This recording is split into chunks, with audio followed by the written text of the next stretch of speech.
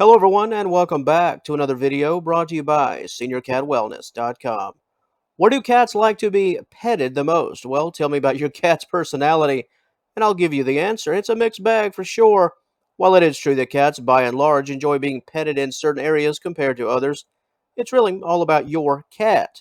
Not only is it about that individualism, but it's about trust. If you've owned a cat or cats for many years, back me up on this one. You can pretty much do whatever you want. It's true. If you've had a cat for, say, 15 years, your pet has full trust in you. Full trust will allow your cat to be more submissive to pets because they know, hey, this person isn't going to harm me. While this topic question can be a little strange because there really is no quote unquote right answer in the most literal sense, today we'll discuss the most common spots cats enjoy and also if felines really require petting at all. We'll break it all down for you today, but before we do, let's check out our topic overview. Cats love to be petted on the head, ears, back, and around the neck. These are not overly sensitive areas and mimic the spots that cats rub against each other in the wild. Cats may also accept petting along the tail, under the chin, and along the cheeks. These areas also allow cats to scent mark with their glands. So, as long as you're not pulling the cat's leg or doing something crazy, basic and responsible petting will be accepted, even in areas that are not deemed as the most common petting zones. From personal experience, my cats will let me pet them on the belly, the legs, the paws, the nose. They'll even let me pet their back, the base of the tail. Some cats hate that spot because it is nerve overload in that area. However, my cats, they're just cool with it. It really all comes down to your behavior. As long as you're not being aggressive and intimidating, the trust factor usually wins the day. And speaking of winning the day, thank you so much for making our day. These videos, well, they're just mere videos. It's you. You're the folks responsible for making them special. And we are grateful for all of your support. And whether this is your very first time viewing or you've been with us for years, we're happy to have you and we hope to see you again down the road. Much love to all of you. Now, let's get down to this petting, shall we?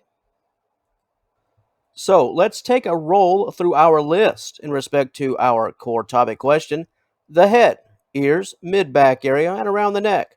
For most cats, these spots are the spots where they would like to be petted the most. While knowing this will obviously come in handy in respect to your cat's enjoyment, this will also come in handy if you're dealing with a new cat. Whether you've become a new owner or you're simply visiting a friend, petting a cat in these areas can act as somewhat of a safety zone. The last thing you want to do is pet a cat that doesn't know you all that well or know you at all, and do so in a weird location. You could get scratched in a great big hurry, and of course, no one wants that. That's why these core spots are not only enjoyable for a cat, but also safety spots for you, at least far more times than not. In respect to this subsection, cats really don't need petting, at least not in the most literal sense. However, it does serve as a good expression of affection, and it also allows a cat to scent mark. Both can act as a level of security for your cat. Cats scent mark the things they love. If a cat seems to be petting you just as much as you're petting it, the cat is indeed leaving its mark. The scent mark is almost like a person taking notes. Hey, this person's cool. I can trust them. Let me remember this for later. Scent marking time and time again also serves to reinforce the bond. Petting can create value, both for you and for your cat. So now that you know the core areas where most cats like to be petted, how on earth do you know if your cat really wants to be petted?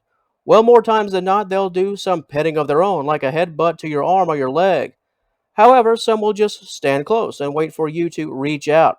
Here again, that word, personality. It makes the world go around. Every cat is different. This includes the petting signals. How a cat stands, a cat's vocalization, and a cat's actions. Those three things will usually tip you off that your cat wants to be petted. What happens if your cat gives you the petting signs and signals? All is indeed right with the world, and then your cat starts biting you. What the heck happened there? In most cases, it's either A, your cat just didn't like the way it was being petted and or the petting location, or B, your cat simply got a bit too anxious and excited and decided to have a play fight with you. Petting induced aggression is certainly not uncommon. Watch yourself on this one. Even a trusting and loving cat that would never intentionally hurt you could be using these bites as a warning. If a petting session turns into a play fight, it's best to stop things altogether. If you continue, your pet could feel a bit backed into a corner from a figurative standpoint and then feel the need to come out swinging. In a situation like this, it's best to stop petting. Even tuck your arm in if needed so your cat won't make a lunge for it. And on that note, that will wrap things up for the video side of life. But if you'd like to know more regarding this interesting topic, do we have a treasure trove for you? We invite you to visit us at seniorcatwellness.com at the conclusion of this presentation. There you will find a full length article dedicated to everything we've mentioned today, but with a twist. Those specific petting locations, well, the good, the potential spots to avoid. In our article, you'll find sections dedicated to each and every one. The head, the neck, the back, the tail, the nose, the belly, we've covered it all. And we've done so just for you.